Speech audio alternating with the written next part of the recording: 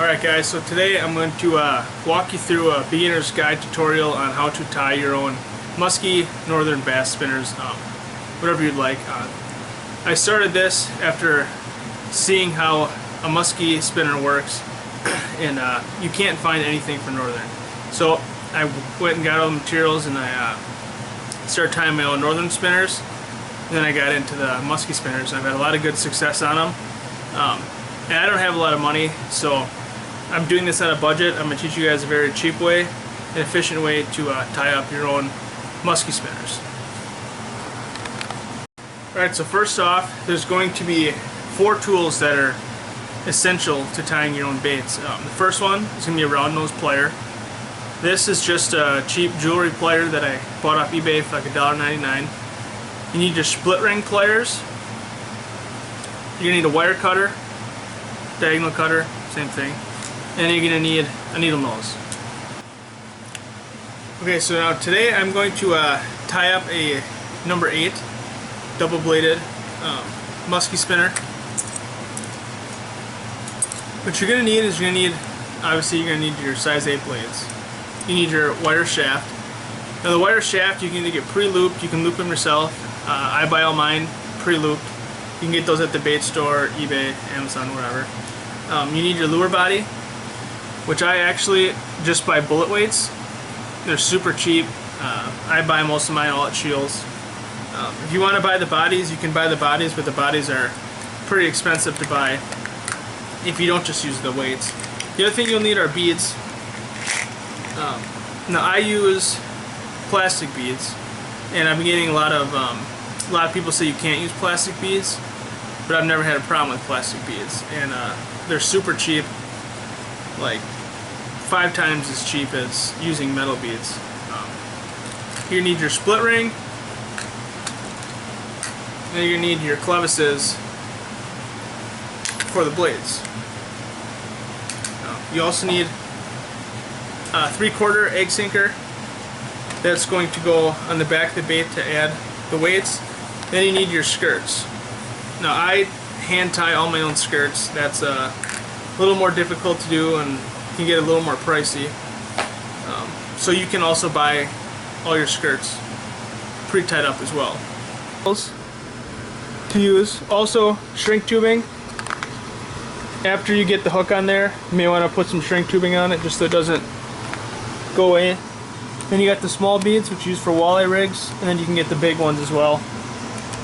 Then your assortment of blades, and then all the skirts that I have tied. We're going to take our clevis and put the clevis through just one side. Stick your blade on. And take your second clevis, put that one side on, put your blade on, and thread them through so that it looks like that. You drop that down, you're going to toss a bead on. As you start with the small bead, then I'm going to put my lure body on. It's going to look like that. Then I'm going to take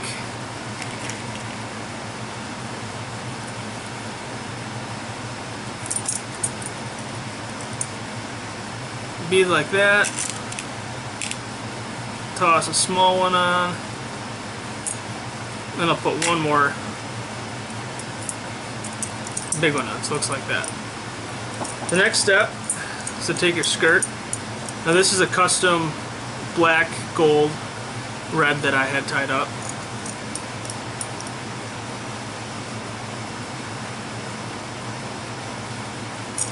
Just going to stick it through.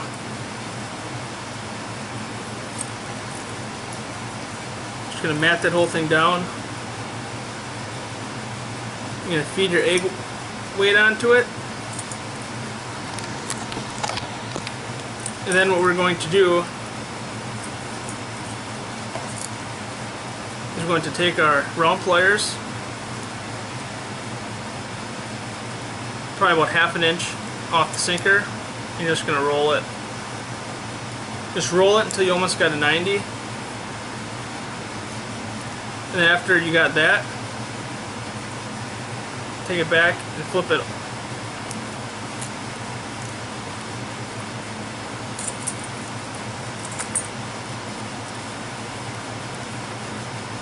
You're just going to roll it until you get it parallel with your shaft. After you have it parallel, just take your needle nose, flip it on, grab that piece, twist it.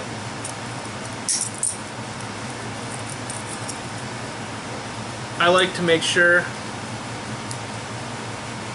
twist it at least 2 full times just to make sure that fish will not pull that straight. Then with that leftovers, just gonna clip that off. Now be careful because that metal will fly. And then you're just gonna take your hole and you're gonna round it out nice and soft.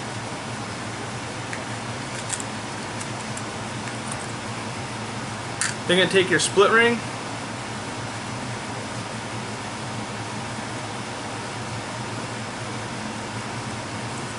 and that split ring just goes right in there.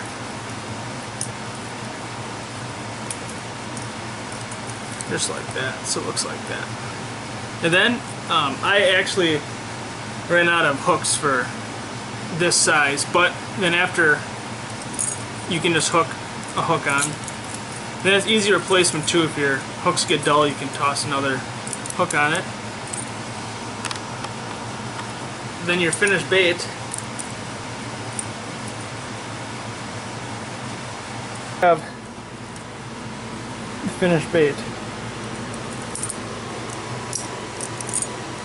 When you're tying 10s, you're going to put 2 skirts on. There's actually going to be 2 of them on one with a bead in the middle. So that's going to be your 10s with 2 skirts. Well, thank you guys for watching. Hopefully you can tie up your own baits, and good luck fishing.